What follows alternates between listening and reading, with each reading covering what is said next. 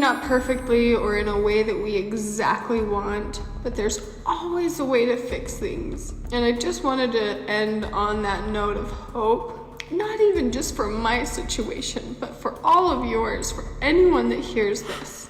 Bonnie Hoellein, Ruby Franke's sister, is back in the spotlight spilling some tea on the 8 passengers situation. And she has addressed quite a number of issues that have been going on since Ruby's arrest, and trust me, it is a lot to unpack. People have also noticed some pretty strange patterns and behaviors within their family, which might just shed some light on why Ruby Franke ended up the way that she did, and we'll dive deeper into this a bit later. In a recent emotional Instagram story, Bonnie talked about how their family has been in the spotlight ever since Ruby's arrest, saying how it has been such a roller coaster for them because they have received support and hatred in equal measure. That's not all loves, because there's more drama. Can you believe that Kevin Franke tried to get his own daughter, Sherry, arrested? Besides that, Bonnie isn't the only family member talking. Ruby's other sister, Julie, dropped a 5-minute video that painted a clearer picture of the family dynamic. As you can already tell, this 8 passengers case is a wild ride. And by the way, you guys, as you listen to Bonnie's story, I want y'all to pay attention to the vibes she's giving off because, believe it or not, a lot of people were offended by everything she said. I don't want to spoil it for you guys, but we're definitely going to discuss this immediately after she's done talking, so stay tuned. First of all, guys, did you know that the family is under a gag order, which basically means that they can't speak publicly about the 8 passengers case? However, Bonnie found a way around it without causing any legal drama. So in her IG stories, it came off more like thanking all the awesome people who have checked up on her during this crazy time, but if you listen closely, she's dropping some major bombshells in there. But the real deal here is that Bonnie's super confident that the 8 passenger kids are gonna get a second shot at a bright future. I'm gonna try really hard not to cry when I tell you this. It seems like that's all I can do is just cry, whether it's for happy reasons, sad reasons, depressed reasons, anxiety reasons. Bonnie said that she decided to record this video because it was the first time since all these started that she's been able to open her messages, and as you can imagine, her inbox has been blowing up. Would see, people's names pop down when everything was first coming out, and it was very comforting just to see people's names pop down on my phone. And so I saw that and I appreciated that. She was very emotional when talking about how kind and sweet people have been to her, and that even though there have been some not so kind comments floating around, she's chosen to focus on the good vibes because that's what she needs right now, especially mentioning distant family members like her aunts and uncles who have reached out and offered help in any way possible. All of my aunts, all of my uncles,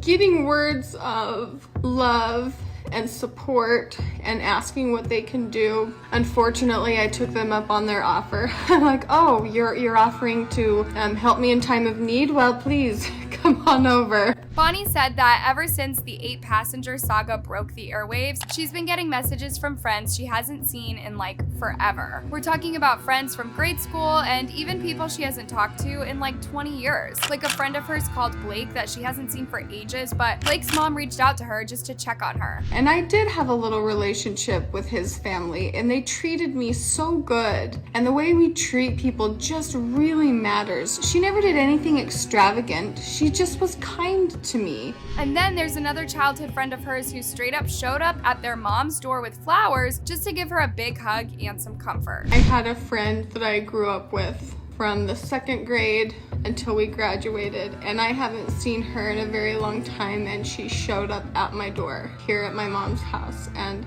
just to hug me and bring me flowers, I sobbed. I sobbed. And she brought love from all the friends, the friend group, and that was just so tender. Now, here's where some people started raising eyebrows. Obviously, so many more people that I have not talked to in I don't know how long, just saying, we know who you are, we know your family. Hold up. So, while it's totally sweet and thoughtful for people she hasn't spoken to in years to reach out, it's sort of unrealistic for them to say things like, we know your family. I mean, if you haven't seen someone for 2 whole decades, do you even really know them? And I think this next one is really important because it is all of the strangers throughout the world that have sent messages. And I was really scared to start posting again. The response has been more than I could intake. And so for those of you that watch and care, it does mean a lot. Bonnie went ahead to say that she understands why people are so curious about her family's story, relating it to how she's also into watching other people's lives on the internet and how you get more invested when your fave TV show characters go through some drama. This next one is really hard for me to put into words, but the amount of people that have expressed their concern for my mom and dad. Oh, and she even added a caption saying, "People who know my parents in person love them to their core because they know how good of people they are. They have dedicated their lives to their family, their church, their neighbors, and strangers." Is the most overwhelming part of people reaching out. All of my mom's nieces and nephews just adore her, and they adore her because of the way she treats them. They know that she loves them.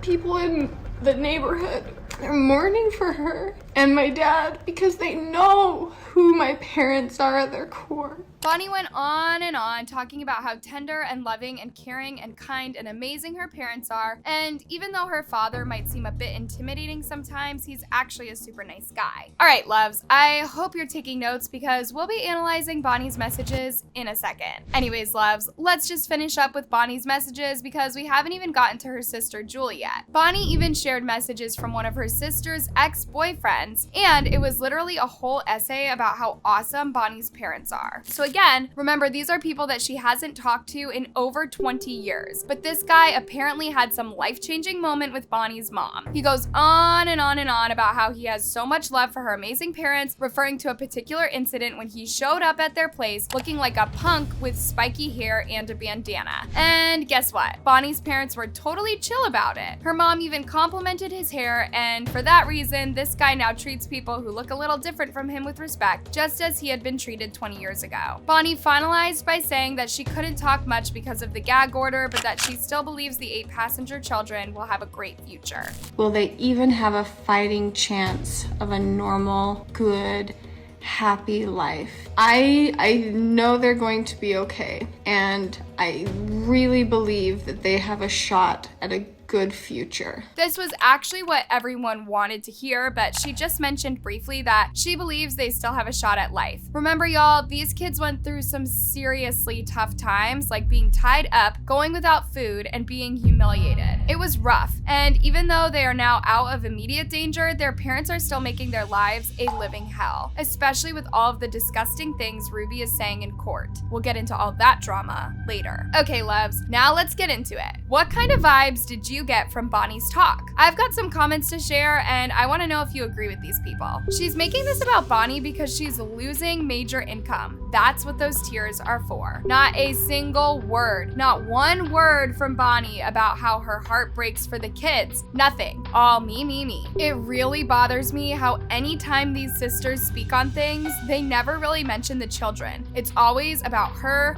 parents, etc. Totally weird. No one in Ruby Franke's family sits well with me. They never mention great concern for the children who are going to have to recover from being severely abused. Only about how all of this is affecting them. They all seem off and really selfish. She's obnoxious, a drama queen. It's all about her. The kids will never be right. Why does she need support? No one did anything to her. It's all the money. The Mormon church needs to be investigated. These families exposing their kids to make money is not right. What do you guys think? Do you also feel that everything the sisters have said since the onset of this case have just been about them and nothing really about the kids? Take Bonnie's case, for example. She's been talking about how tough things have been for her and how she needs support, and how people have been coming from the blues to remind her of how nice her parents are, and everything else is like, hey, what about the kids, Bonnie? The funny thing is that this was the exact same case with Ruby's other sister, Julie. When she created a video addressing Ruby's arrest, she went on and on about how all these have taken a toll on her and how it was a particularly difficult time for her because her partner was away, she had moved to a new city, and she had to go through it all alone with the kids. The past few weeks have been extremely hard. Not only did all that happen with Ruby, but I had just moved to a new state, and Landon had to go back to Utah to finish up his dissertation for his degree, and so I've been settling into a new home with the kids without his help, and all of this fell down. So I've literally have not had the physical or emotional capacity to address anyone, nor do I need to address anyone, but here we are. But here's the thing. The entire video didn't even touch on how the kids were doing. It was literally about her and her future content, to the point that the comment section was just full of people calling her out for being kind of self-centered and insensitive. It got so heated she had to apologize and explain that that wasn't her intention. So what do you guys think? Are they making it all about them, or is it just a misunderstanding? Furthermore, Julie also mentioned something striking in her video, that Ruby's behavior took a wild turn when she started attending Jody's therapy sessions, to the point that the family even thought about uninviting her from family get-togethers if she didn't stop with all that connection stuff. 3 years ago, Ruby, everything was great. It seemed to be fine anyway. We were a typical family. She was getting some therapy counseling because their family needed it, which I think is great. However, I think you need to get it from a great source. Read the reviews. Jody Hildebrandt and her website or therapy style, I don't know what you want to call it, connections, was not a great resource. And we all saw it. We all felt weird about this Jody lady. We weren't comfortable with it. We didn't like it. We didn't like the teachings Ruby was bringing to the family functions, and we were this close to telling her, if you come to our family events anymore, we do not want to hear what you were learning through connections because we don't like it. We never did say that to her, but we thought it. She also mentioned that Ruby later decided to cut off the whole family, and that at some point she started behaving like she had been possessed by something. She did call my mom and yelled at my mom on the phone for 45 minutes, and it was almost as if Ruby had been making up memories from her childhood. She was trying to grab at anything she could, and she would exaggerate on everything. Now, onto the next chapter of this wild story. After Bonnie was done talking about how great her parents were, a video popped up online with Ruby's mom talking about her childhood. When Ruby was a little girl, she was my oldest, and a lot of responsibility seemed to fall onto her, and she was such a good help to me, and she was my right arm sometimes. She really helped out, and I can remember telling her, Ruby, when you get a family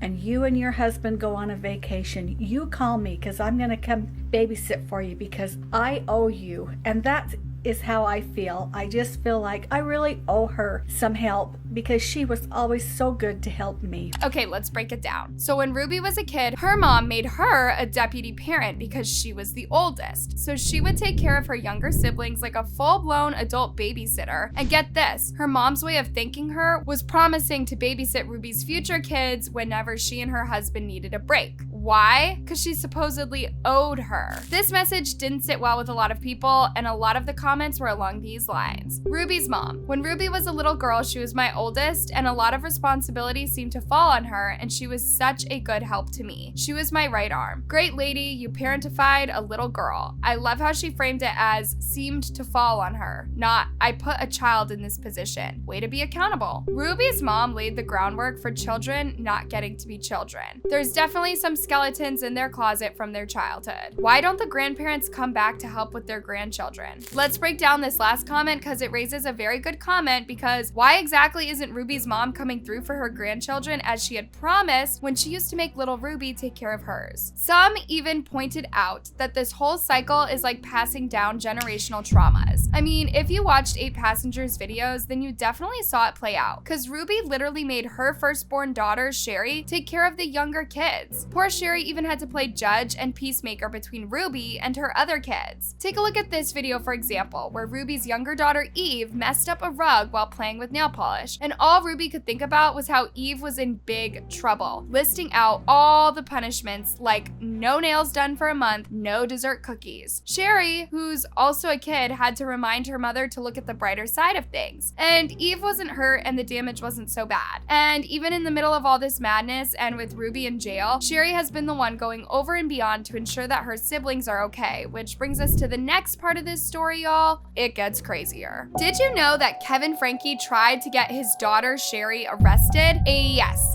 you heard it right. Ruby and Franke are just two twisted people, and it literally makes sense that they got married because they are very compatible. So here's the scoop. Kevin and his attorney have been doing what many would call a media campaign, trying to portray him in the best light possible, saying how he wasn't aware of all of the abuse the children have been subjected objected to for years, and well, it turns out the mask is falling off and people are literally seeing Kevin for who he really is. A news article came out claiming that Kevin Franke wanted to file charges against his daughter for burglary. According to the article, Sherry had gone to the home to gather clothing and personal items for her sisters, and she was also in the company of a caseworker. The confusing part of all of this is that the same Kevin who has been singing how he's not been at home since their separation is the very same one who made a phone call to the Springfield police reporting the burglary on September 1st. The million-dollar question is, why exactly did Kevin want to sue his daughter? Turns out Kevin suspected that Sherry may have taken more than just her siblings' clothes and other personal items. The article says, Kevin allegedly reported that electronic items, specifically his electronic journals, were missing. He told officers he believes his oldest daughter, Sherry, is responsible due to a statement she made in court that day. Kevin thought that Sherry was the one who broke the door, but police later informed him that the front door had been broken days earlier after a search warrant was served, and that even Sherry already found it broken. So, what exactly is Kevin hiding, and what did Sherry say in court that made him so suspicious of her? A day after the boy escaped and the story broke, Sherry Franke asked the public to collect evidence against her parents and Jody and gave it to the police. When Kevin Franke, who was absent for over a year, realized that his diaries and other stuff had been removed by Sherry, he knew they had details that would implicate him, so he went rogue on his daughter, trying to intimidate her to get them back. Sherry handed them to the police, who took whatever was important for the case and returned the rest to Kevin. When Kevin and his lawyer realized what had happened, the two men immediately made a 180-degree turn, and Kevin now started love bombing the daughter, the same one he wanted to sue a day ago, while his manipulative lawyer started a fake fatherly love media tour saying how Kevin and Sherry were now reunited in love, blah blah blah. People are hoping that this incident will be enough to reveal to the authorities exactly what kind of an entitled, abusive liar Kevin Franke truly is, and that none of his other children would be safe with him if he is given custody. Because if he was ready to sue his own daughter, who knows how he would punish those kids, especially the one who ran to the neighbor to ask for help? If there's one thing people have learned about Kevin, Ruby, Jody, and Ruby's entire family, it's that they can go to any length to protect their image. So, while Kevin and his lawyer were out here looking like the good guys, Kevin was getting ready to go to war with his daughter. Sherry had taken 3 cameras, 3 tablets, 3 cell phones, 3 passports, and a stack of journals, which are obviously what Kevin didn't want anyone to get their hands on. We're yet to find out the content in those journals. Once the police told Kevin they could not arrest Sherry because she hadn't broken into their home, Kevin got so furious he threatened to sue the entire police department, y'all. He literally told them, "You'll be hearing from my lawyer soon."